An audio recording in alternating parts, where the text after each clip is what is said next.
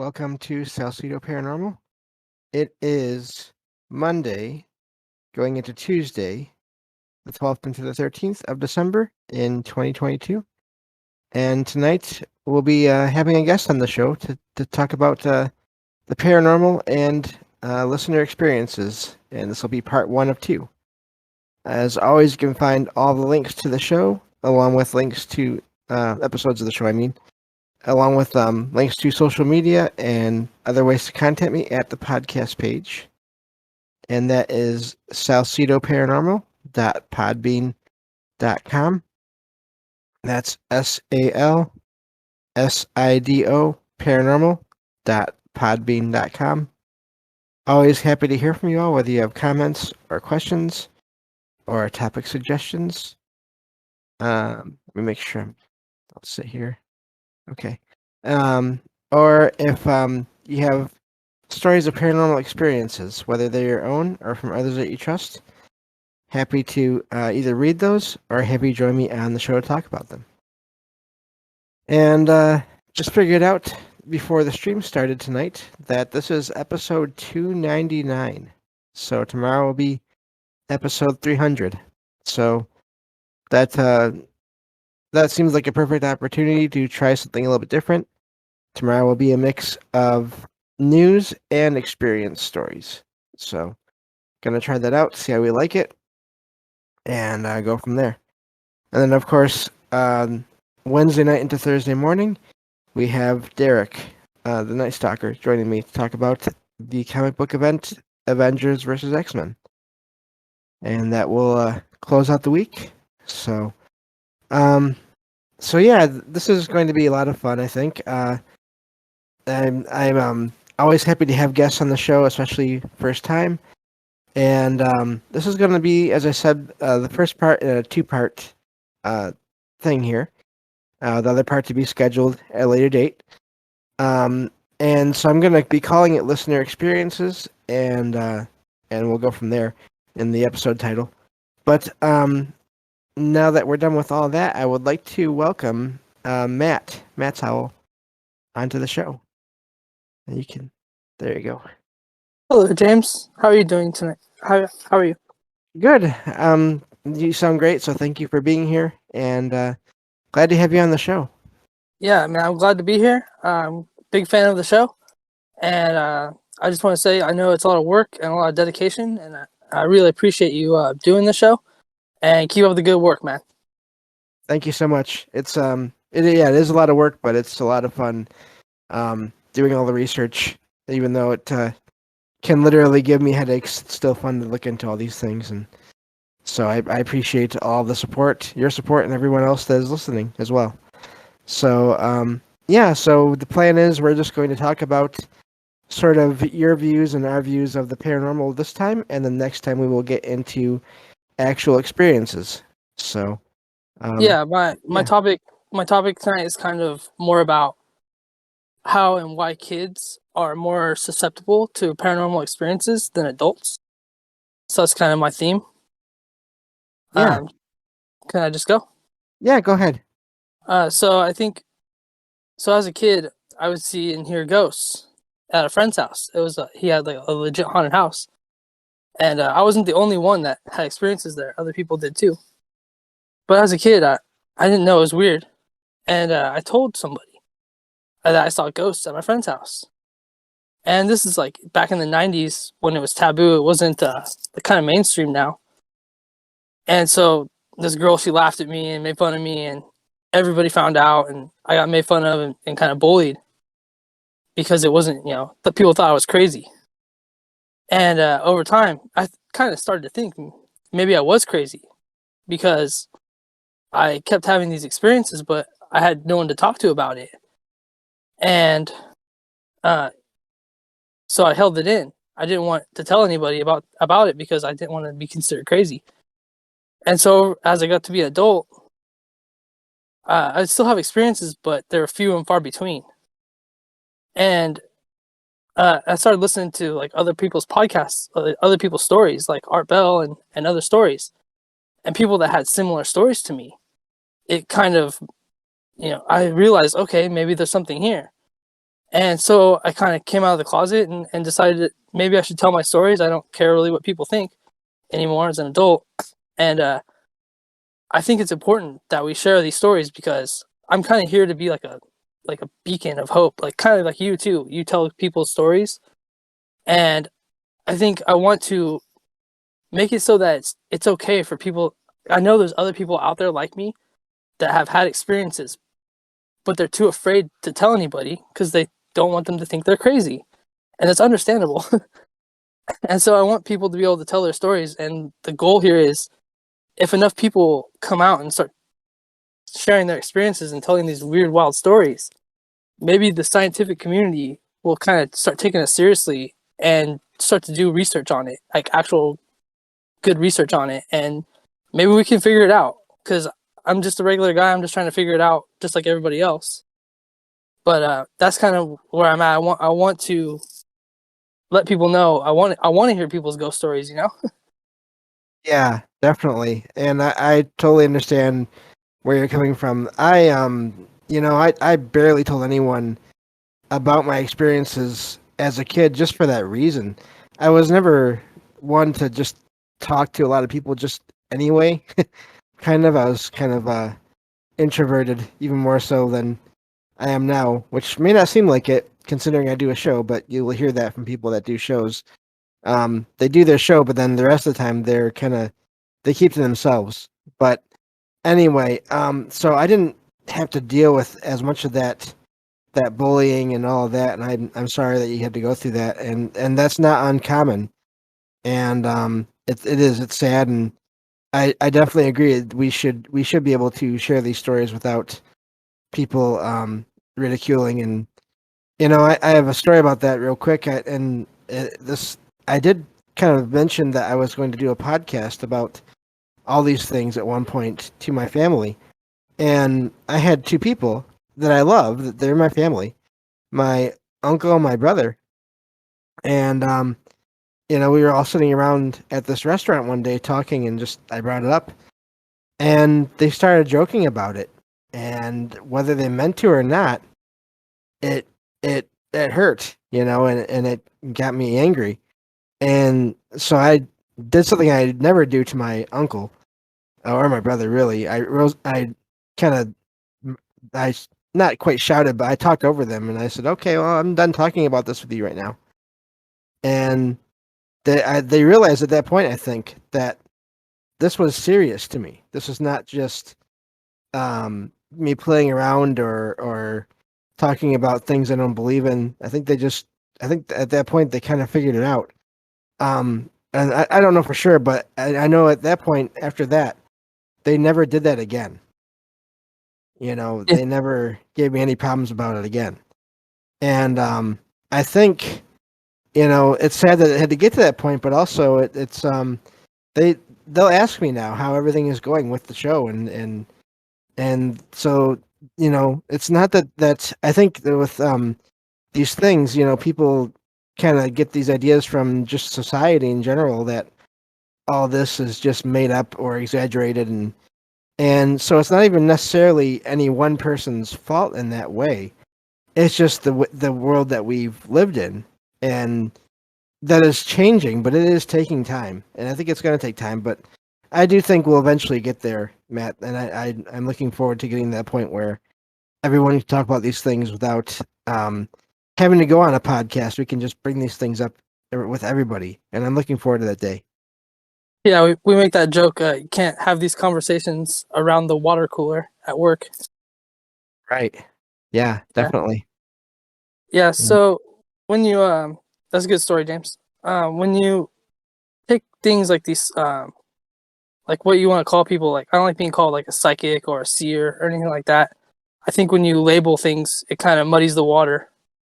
I kind of consider myself a little bit of everything of that. And the same thing goes for like the paranormal or what we want to call the sixth sense or the shining or whatever it is that is. The sixth sense kind of lumps it all up into one. It's kind of, I kind of agree with that one. But the thing is, this abilities. We all have our own kind of special, unique ability, a unique aspect of it. And I think it's a natural human ability from birth that we have it to navigate the spiritual world, the unseen. So we have the physical world, the mundane that every day we interact with, and we also have the spiritual world, which is here. And just because we can't see it doesn't mean it's not there. And so I think it's important that we kind of try to use these powers. And if we don't use them, we lose them. They're like a skill that we have to develop over time. And like if you go to the gym a little bit, you get strong. But if you stop going to the gym and stop working out, you lose it, right? You go back to where you were. And so I think this we need to keep practicing it as we go. It's an ongoing, like a determination thing. And a lot of people, we don't use it anymore, so we lost it. And I think that we got to keep going with it. And so let's see. So a couple things here. First of all, as when we're kids, we're told over and over again, we're like indoctrined. We're told it's not real, it's fake, it's make believe. And most of this comes from our parents, so we believe it. We start to believe it, and that's one thing we kind of lose that magic. Another one is, I just want to touch this real quick because it's not that show, but the things that things like fluoride in the toothpaste and the water and all this high fructose corn syrup and aspartame in our food and stuff. It's been known, it's facts that it attacks the pineal gland and the pituitary gland in our brains. And those two glands are responsible for these psychic abilities, psychic seeing, psychic knowing, psychic, the ability to see in that third eye. And the pituitary gland is the gland that connects us to the divine. So the fact that these two glands are being attacked kind of tells me that there's something important there. Anything on that? Yeah, and I definitely think that it's a indoctrination. I think also a big part of this too is the role of popular culture of the entertainment industries in putting out all these stories about these things that people actually experience, but then they put them out as, oh, this is a made up story. And yet when you look into some of these stories, these movies or TV shows, some of them are based on real experiences, reported experiences, which I find, I was talking about this in the Troubled Minds general chat the other day, the text channel, about how it seems like these things all come in cycles. And but definitely as kids, it's one thing I've noticed too with a lot of these stories. So many of these stories, they revolve around either kids or around people that are a lot older, that are not even necessarily dying, but just when they become, like, let's say senior citizens, as the phrase goes, but older. And it just seems like it's when you're closer to that other world, whether you just arrived or you're getting ready to head back there. And that's where I'm going next, James. Okay, there we go.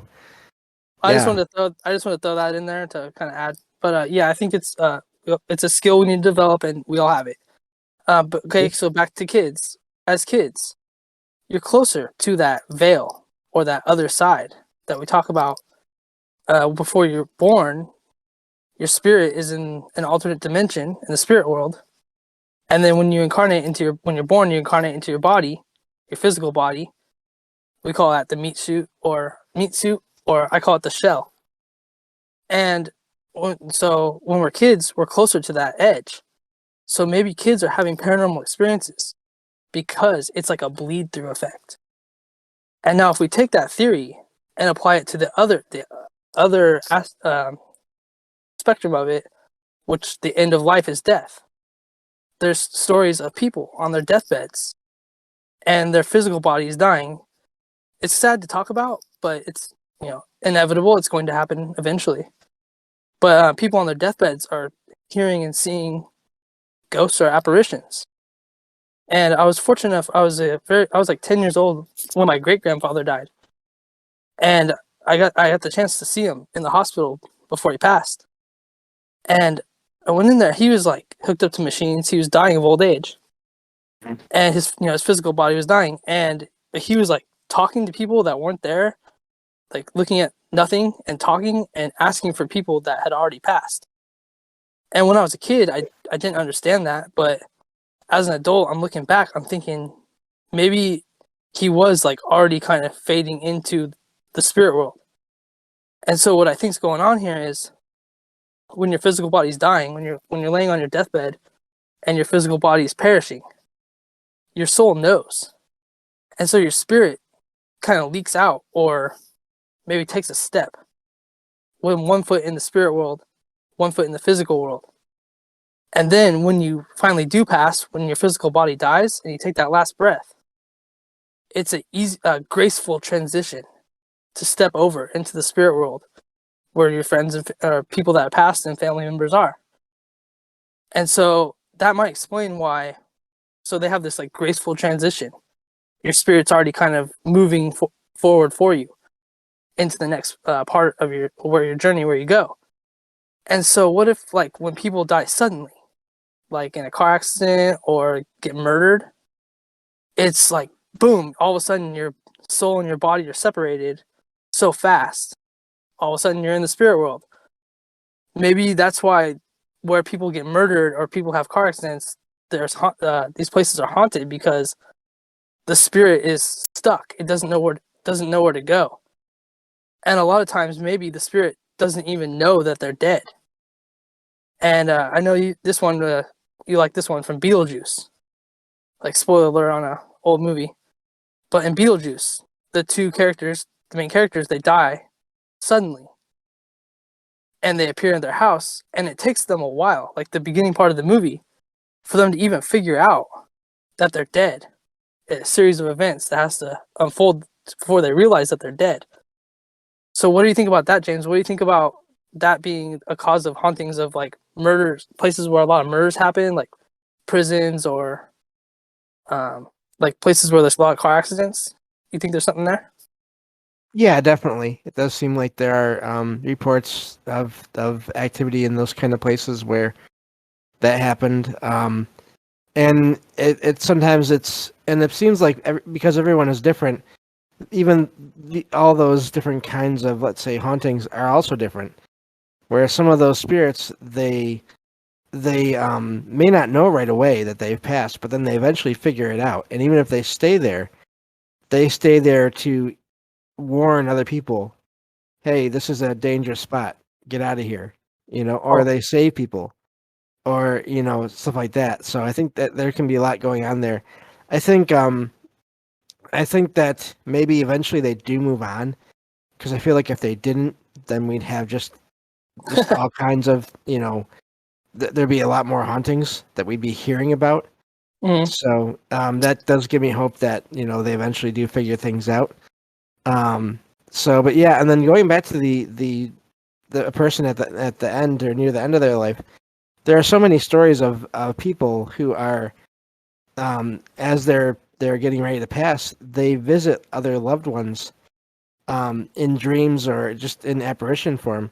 And the odd thing about that is that seems to happen anywhere from, in terms of time, anywhere from days before they pass or the day of, to, of course, days after they've already passed. So that whole time frame near the end of a life seems to be a connection to that other side there, but that still allows, in some cases, it seems like anyway, again, I never claim to know any of this for sure, Right. but it seems like there's so many stories that it points to that being possible. Yeah, and there's another part of that story too, is people that have what we call NDEs or near-death experiences. People that have passed and then they're either resuscitated, brought back to life with like CPR or something. And when they come back, they have stories of that they were seeing and hearing entities there waiting for them on the other side, and they were brought back. It wasn't their time. That's interesting too. Yeah, definitely. And in some cases, they even report being in a sort of a waiting room or in like a park where they're visiting with loved ones that have passed.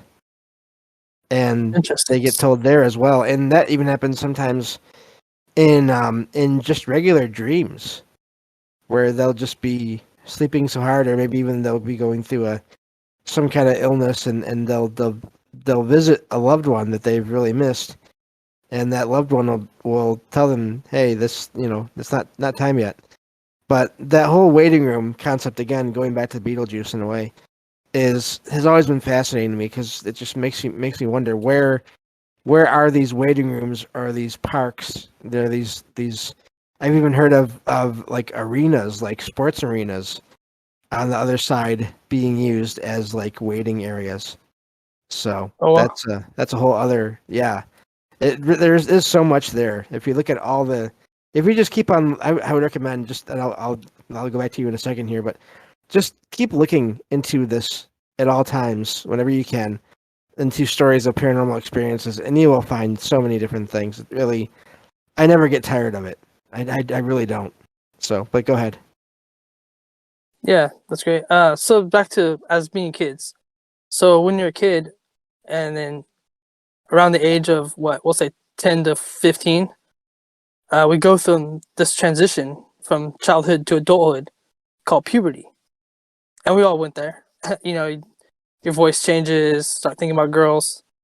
There's like the physical changes, but also there's the inside changes that we don't talk about. And so research shows that a kid before they go through puberty, their brainwaves are on a different brainwave pattern called theta. And then as adults, our brainwaves change. And so theta is the imagination. And as kids, you remember when you were a kid, you didn't care about what people said about you, what people thought about you, or what you had to do the next day. And as adults, we do, and we're constantly thinking about paying bills, all this, the mundane world. So we're not seeing that spiritual world. So as kids, their imagination is a lot more. And you think about as a kid, when's the last time you ran through the grass barefoot or laid up and looked at the clouds? And when a kid does these things like imagination, like mud pies, or like a kid, he puts a stick between his legs with a horse on it, and he's like giddy up and he's like riding the horse. You're laughing, but to that kid, there's a horse he's riding. And another one is like little girls and tea parties. You're laughing because there's no tea in those cups, but to a little girl, there is tea in those cups. Their imagination is letting them see that. And I think maybe that's important to why they have paranormal experiences. So what I'm going with here is, it's important. You might laugh at me, but it's important to just act like a kid sometimes. Go back and do something that you did as a kid or reminds you of your childhood, just to try to get back into that imagination and being able to see. Because if you're looking at the world through mundane eyes, you're not going to have a spiritual experience. So I think that it's important for us to think and act like kids every now and then, just to bring it back. Anything on that? Yeah, and definitely the amazing thing about kids and their imagination is, I think that can also lead to contact, because I've heard a few stories here and there about kids that had what they thought were imaginary friends, only to have other paranormal activity go on around them. Or in a couple of rare stories I've heard about, their family members would even see another kid or a person in the area along with the kid or near the kid, the child. I should keep saying kid. And so it turns out that possibly their imaginary friend wasn't quite completely so imaginary. So that's definitely a part of it. And again, this goes back to, we've talked about this before on my show and on Mike's show, Trouble Minds Radio, about where do these ideas come from that we have, and whether we're kids or adults, but especially as kids, I think too, because we're more open to them, and maybe maybe that is part of that imagination, is making contact again with other levels or other realms of reality, or even other universes, for all we know. Who knows? Um, that then we're making contact with other beings there. And again, so much of what we hear in popular culture about the paranormal is, oh, if you're doing that, then you're automatically making contact with just negative all the time. And yes, you have to be careful, but that is not true. You're not always just contacting negative beings. So yeah, I definitely agree with you on the childhood aspect of all that too. Just real quick too in the chat here, APOC says maybe the shadow people are just waiting. Yeah, and that could be too. Maybe that's why they don't ever seem to do anything when people see them. When they're just staying in a space, they're actually waiting, and somehow we're seeing them while they're Oh, in this other yeah, realm waiting. good stuff. And yeah, yeah, yep, Yeah, I think yeah, like I said, make fun of me all you want, but just act like a kid. Some of these, just thinking about some like fictional characters. Why I say like it's act like a kid. You might think I'm crazy, but think about this. Some of my favorite characters like Gandalf from Lord of the Rings and like Yoda from Star Wars. These characters they're unique differently, but something they have in common is the way they talk and the way they think about things. They talk like little kids and they act like little kids. They don't care about the past or the future. They're just in the moment. And at first you meet these characters, they're like these bumbling idiots. But come to find out that those are Gandalf and Yoda, they're some of the most powerful characters later on. So I think it's important. People think, oh, this guy, he's weird. He's talking about being a little kid. But just try it. And I think it is important to just try to go back to thinking like little kids so we can try to like see if these experiences will keep happening to us. So yeah, yeah, I just want to put that on there.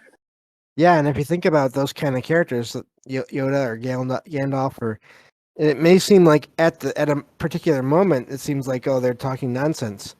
Well, Mm. it's only in time later on in the story you realize, oh wait, now this thing that they said makes complete sense. Now I understand. You know, so that's a whole aspect of, and you get that with kids too. They say things and maybe they don't necessarily make sense at one point in time, but then if maybe things will happen and or you just keep thinking about it and you realize, oh wait, that does make sense. At least if nothing else, then from their point of view, you can make sense of these things. And so yeah, no, it's I totally agree with you. There's I don't think you'll find anyone giving you any problems here. And if they do, I'll just ban them. No, I'm kidding. But speaking of banning, there's this guy who put a picture of a shadow figure in here. I might ban him. I don't know. We'll see. No, just joking again. Hello, Mike. Thank you for being here, and thank you all for being here and listening. Um, but yeah, no, great thoughts as always, Matt.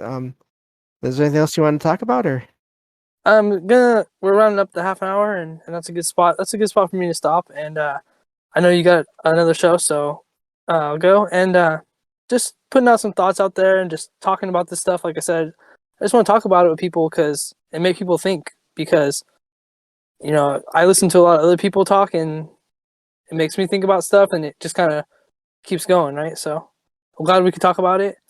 I do want to come back and share some of my experiences, so we'll set up a date for that here in the future. And thank you guys for listening. Thank you for joining us here, Matt, and appreciate it. And yeah, looking forward to having you back on at some point to talk about your experiences. Yeah, man, thanks for having me on. Keep up the good work. Thanks, James. No problem. Thank you. Yeah, so I believe that covers everything for tonight. Again, I've already gone over the schedule for the week. And I also will be taking off the last week of the month, just so everyone knows, for family gatherings and also to work on a book I want to have finished. Probably not by New Year's, but hopefully by the end of January. So thank you all for listening, and I will talk to you all tomorrow night on episode 300 of Salcedo Paranormal. Take care, everyone. Have a great night.